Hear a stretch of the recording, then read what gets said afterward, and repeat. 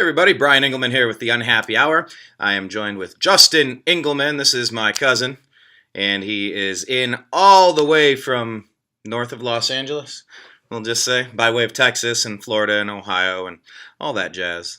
You root for some weird teams, don't you? One team. Which one? The Cleveland Indians. No, you have some other goofy teams you root for. The Miami Dolphins. Miami Dolphins. Out with it. Because the Browns moved to Baltimore via Art Modell, and so we didn't have a team to root for. So Browns are back. Browns are back. Well, they're not Browns. Different Browns. We're right. It's anyway. And what about your basketball team? Cavs. Okay. Grew up a big Kobe fan, so like the Lakers a little bit, but Cavs. We're here for the tribe today, though. We're here in Anaheim. We had the opportunity to talk with Tim Kirkjian with ESPN. Talk a little bit about that experience, Justin. Yeah. Ran into Tim last night and again this morning. Just talked to him for a little bit, get his thoughts about the Indians. And they're actually here for 2 nights. Very rare. They're here tonight and tomorrow night to cover the Indians-Angels. A little maybe pre-playoff matchup. So that's pretty exciting to see ESPN give us some recognition for once in a while. So that's exciting. And he was very gracious, very nice. Talked to us for a few minutes actually, and asked him a couple questions, some of his thoughts on baseball history. It was just cool to interact with someone that you've watched for so long and admired his commentating and his broadcasting career. So it was pretty neat to run into him, pick his brain a little bit, and kind of just interact with him a little bit. So it was pretty cool. Yeah, it was. Got to talk to him about the tribe, and he said, you guys don't have a good team. You have a great team. You are strong in every area of the game. He's very high on the Cleveland Indians. When pressed on who I thought, when I pressed him on who he thought was going to eventually end up in the World Series, he said, look, Indians have an incredible team. I think you're going to make it. He said, in the West, you're about to see one of the best postseasons in Western in baseball history out there. He said, if you get Diamondbacks and Dodgers, it's going to be epic. If you get Cubs and John Blank. Nationals. Thank you. Cubs and Nationals. He said, these series are going to be absolutely incredible. And then when they're done, they get to play each other in another amazing matchup. He said, ultimately, he does think it's going to be Dodgers and Indians. I left it there. I didn't push him to either jinx us or not show us enough love. But definitely, Cleveland, he said, we're out here when we talked to him yesterday and again this morning, but he said yesterday, you guys are the biggest story in baseball. That's why we're here. Plus the Angels are in a race for that wild card spot. And I said, hey, so do you expect us to put a whooping on the Angels? And if so, are they going to be able to recover? And he paused for a second. He said, yeah, I expect you guys to do very well. And I'm not sure that the Angels can recover. It might be the Twins that end up getting into that final wild card spot with the Yankees. So we'll see how it goes. But anyway, I digress. We're here today to kind of talk about the Indians now that the streak is over. What is it? Tom Hamilton said, you see a World Series winner every single year, but it's been 81 years since you've seen a team win 21 games in a row, and we got to 22. So it's kind of a wonderful, fascinating experience. What's your main takeaway, Justin, from the streak in general? Well, obviously very impressive. It was awesome just to see us be on the forefront of national media. I am looking at SportsCenter every night, and we're the opening story on SportsCenter. I mean, when does that ever happen? Even the World Series, it seemed like, overlooked a little bit. All Cubs this, Cubs that. So that was pretty neat to see just the national media following. I think Pedro Gomez with ESPN was there every night those last few games of the streak. So they were, on board on the tribe train, if you will. So that was pretty cool to see. I said it before, but I just think the how should I word this? Just the giving the how should I word this? All 9, everyone in the lineup every night produced. Everyone gave a little bit towards the streak. You kind of feel bad for Michael Brantley. If you think about it, Michael wasn't part of the World Series run. He was not a part of the streak, but you look at it from 1 to 9, we were getting production. We were getting just a little bit of, I don't know, just a little bit of production from our catching, which is probably our weakest position behind the plate in the lineup. So we were getting production from them. We were getting production from, Urshela defensively. He was given a little bit, and I don't know. I think just seeing from 1 to 9, everyone having a part in it was exciting to see. Trevor Bauer, we saw a resurgence from Trevor Bauer. Bauer struggled at the beginning of the year. He came up. Josh Tomlin had 2 good starts. You look at Josh Tomlin and you're saying, well, what's he going to bring to the table now? Is he getting old? Is he, he just came off the DL. What's Josh Tomlin going to bring to the table? Josh had two impressive starts. That's good to see from him. Our bullpen put it together throughout the streak. They were consistent. They were dominating. Our starting pitching, which let's be honest, that was, I believe, one of our biggest weaknesses at the beginning of the season, even at the All-Star break. What's our starting pitching going to give us? Salazar was, he was hurt. Bauer was struggling. Carrasco was in and out. He was pretty consistent. Kluber, obviously a great year, career year for Kluber. But he was coming off the DL. What's Kluber going to give us? What can we expect from Corey Kluber coming off the disabled list? So just the fact that those crazy numbers the starting pitching gave us is a huge, huge relief that going into the playoffs, hopefully healthy and with a strong core and a strong rotation. Right now, if you look at our team, there's not a lot of holes. We don't have a hole on the team. We have strength up and down the lineup, strength in the bullpen, strength in our rotation. So getting Andrew Miller back, seeing him contribute was good to see. So that's encouraging. So, well, I think the Bradley Zimmer diving into first base thing was really stupid. Ends up breaking his hand, and who knows? We saw what Tyler Naquin did or / didn't do last year in the playoffs, misplaying one of those outfield balls. Talking about maybe bringing Kipnis back. He used to play center field. It's been a while since he has, but he used to play the position. I believe you said that's a mistake. What are your thoughts on working Kipnis back into the lineup? Honestly, I think we have enough depth in the outfield. I know maybe Terry's just trying to figure out how he can keep Urshela in the defensive lineup, and keep him in the lineup. I don't know. I think we should keep Kipnis at second base. He hasn't played center field since 2003, 2004, since high school. It's just a different environment. It's a different ball game, pun intended. But honestly, I don't know if that's smart. We need someone like a Zimmer with that kind of speed, a Kenny Lofton type speed. That's what we want in center field, not a guy who's improvising and trying to make something work. We saw that last year with Carlos Santana. They put Santana in left field when we were playing with the Cubs in the National League rules, with the DH not hitting. So we saw that last year, thinking outside the box, and I don't know. We could see how it works, but if it's, we're in a pennant race here. I don't know if trying something like that is the smartest thing, but I don't know. I guess we're just trying to get him in the lineup, get his back in the lineup. I say keep him at second base, put Urshela in there, here and there. But Kipnis is proven. He's an all-star. He's a leader in the clubhouse. I don't know. I just don't know if that's the best option to stick him in center field. All right, well then talk about some of the other young players that came up in the middle of this streak because, on one hand, it's easy to look at it and say, well, okay, fine, you win 22 games in a row, but you're playing against all these teams that have thrown in the towel. They're not competing for, the playoffs, so they're bringing up all the people in, September for, get some experience in AA, AAA, what have you. We were doing the same thing. Talk about some of the people on... Well, start with the offensive side and then go to the pitching side. Some of the young names that you saw jump in and some of their contributions, and if you can expect seeing them in the postseason run.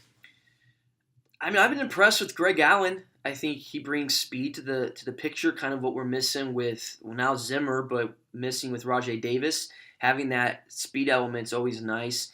He has a good glove out there, decent bat. He hit was it 2 home runs or at least 1 home run he hit there during that streak, towards the end of that streak. So that was pretty cool to see. I was impressed with him. Bringing up Francisco Mejia, our prized catching prospect. That was pretty neat to see him. Did they start doing the song? Do do do do do do do do do do do do Mejia. No, I don't think so. No. All right, I won't do that again. No, I don't remember hearing that, but he's probably not going to make the postseason roster. He's a big bat, and that's good experience. Yeah, he won't make the postseason roster. He's definitely not done enough to for his case. So I don't think we'll see him on the postseason roster. The one that kind of scratches my head is Tyler Naquin. What will we do with him? I think that drop in center field in Game 6 didn't help his cause there. Defensively, he's kind of a liability out there in center field. So I think he was kind of there because of Brantley. We didn't have Brantley out there. I would like to see, obviously, Michael Brantley come back. We need to see what's going on there. I don't know. I haven't heard the latest on Brant, but Dr. Smooth. So I don't know. Francisco Mejia. We have Eric Gonzalez in the infield. He's has a slick glove. He's been impressive behind the plate as of late. So I could maybe see him stick around. He has speed on the base path, so I think he might bring some. I think he might be valuable to our team, with speed and things like that, pinch running situations. So Eric Gonzalez, Greg Allen, Mejia. I don't know. It's cool to see them get brought up and even kind of giving Naquin another shot because he was pretty cool to have last year with that inside the park home run. That was pretty neat. So just to see him back is pretty cool. But pitching side, we're seeing Tyler Olson, right? He's been very impressive. I don't think he still hasn't given up a run yet in 20-some innings. That's a great streak. I like streaks. There we go. I like these kinds of streaks, not the Dodgers streaks. I like these streaks. Absolutely. Tyler Olson's been impressive. He'll absolutely stick around. Maybe replace Brian Shaw in that bullpen. I think we have. Oh, that's your wish. Stop it. We have differentiating thoughts on that, but it's okay. We agree to disagree, right? Yeah, we do. Look, he's had his share of goof ups. That's for darn sure. But it's not just him. Who else did we add to the bullpen? Adding to the bullpen, I think we brought up. Let's see, who else did we bring up towards the end of that bullpen? I'm drawing a blank here. Let me rephrase the question then. Let me tweak that question a little bit differently. Starting lineup. Who is our top 4? Who's the number 5 bubble pitcher, and who might swing over into relief and stay on the postseason roster? That's a good question. I mean, it's a good problem to have. We have strength we have depth in our starting rotation. If you look at Clevenger, he's been pitching out of his mind. He's pitching tonight. Excited to see him pitch. Clevenger, Bowers earning his job. He was on the bubble there. I think he was on the hot seat, being sent to the bullpen. So him pitching good. I think Tomlin. I would probably guess to see Tomlin maybe head to the bullpen. That would be my move, honestly. Replaced by who? Who would replace Clevenger. him? Clevenger. Okay. So we have at the top we have Kluber. We have Carrasco. I think maybe Salazar, he's kind of fallen apart, his mechanics a little bit. So what do you do with him? Is he number 3 or does he go to the bullpen? He came out of the bullpen the last few appearances. He was coming out of the bullpen, but he's set to start Thursday's game. So he's starting Thursday. We'll kind of see what he brings to the table there. But Salazar, I mean, unless he's just out of it, unless he's just not playing himself, I think he would get that last nod there in the bullpen. But honestly, in the postseason, you have like a four starting rotation. I don't think you go 5. But you see when a drone strike occurs, you always need your backup ready to go. What about Ryan Merritt? Is he going to make the roster? Do you think? Or I don't know. I would like to see Ryan Merritt. I'm very impressed with what he's done and what he's just very unstable in his role in the rotation. So I'd like to see Ryan Merritt make it, honestly. I wouldn't be surprised if he doesn't, just because of what Francona's done so far this year with him, Tito's done with him. So, we'll see. I like Ryan Merritt, and would like to see him have a role in our postseason run. But I wouldn't be surprised if he doesn't make it. Yeah, and we're getting sad. yeah. Well, we'll see how it plays out, and we're getting Andrew Miller back. He finally came back, got some pitches in. They're going to ease him back into the rotation, but I mean that is such a secret weapon, especially when it comes to postseason, where you're going to have 1-0 wins, you're going to have 1-run games. Maybe God forbid any extra innings. I do not want to see an extra inning Game 7 again. I want to wrap up a World Series title before we get to that. 5 or 6. I'll take 4. Thank you very much. My heart can't take it. That home run last year by Rajai Davis. I mean, I dropped to a knee and was yelling. I was cheering. I got a little lightheaded. I went, oh, this is going to mean so much to me. This is going to be so great. I still have the cigar from 1997. I'll do a whole video on it. I talk about it all the time. But I still have the cigar from my freshman year at Bowling Green State University. I still have the cigar wrapped up. I will enjoy that cigar. I don't know that I'll enjoy it. I will smoke that cigar when we win it. I had it in my hand. I was waiting. Couldn't get it done again. But anyway, that's why we play the game. It's all about what happens in the playoffs. Throw that cigar away. That both times you bring that cigar out, it's an extra inning to Game 7, and guess what happens? Maybe that cigar is bad luck. Have you ever thought of that?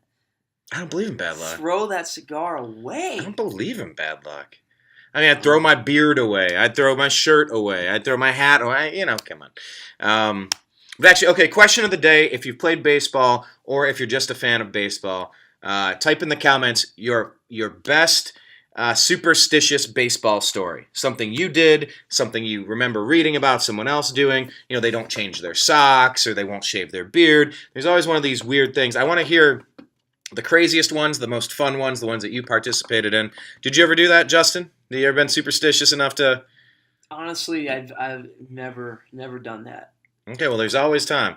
Maybe we'll get into a run here where you're not going to shower until the Indians. As long as the Indians keep winning, you're not going to go 22 games without our underwear, changing the underwear. Okay, maybe it won't do that. But anyway, type those in your comments because that is one of the questions I hope to ask. I'm sure that's picking up in there. Anyway, yes, I'm sure the microphone is still picking that up every time you bang on it. Anyway, I hope to talk to some of the people on the team today, and I want to ask them about their favorite superstitious moments as well, because it's just one of those quirky, weird things. Oh, okay, then final question, Justin, and we'll get going here because we're going to head out batting practice. Would you support Charlie Sheen, a.k.a. Wild Thing, throwing out a pitch in the World Series? Absolutely not. Absolutely not. No, why? Because he's Wild Thing. Who cares? Because he's Wild Thing from Major League. That's why. I don't see how that relates to this team. That movie was how long ago, and I don't know. I don't. Just before the game starts. I'm Game 7. Listen. Game 7. Oh, come on. Listen, Game 7 last year. Yeah. I'm scrolling through social media, and I see Charlie Sheen coming in with that stupid voodoo doll. Like, really? Does he think that's going to bring any luck? Wait, Joe Boo? Joe Boo, yes. He brings that. What? That's not going to do nothing.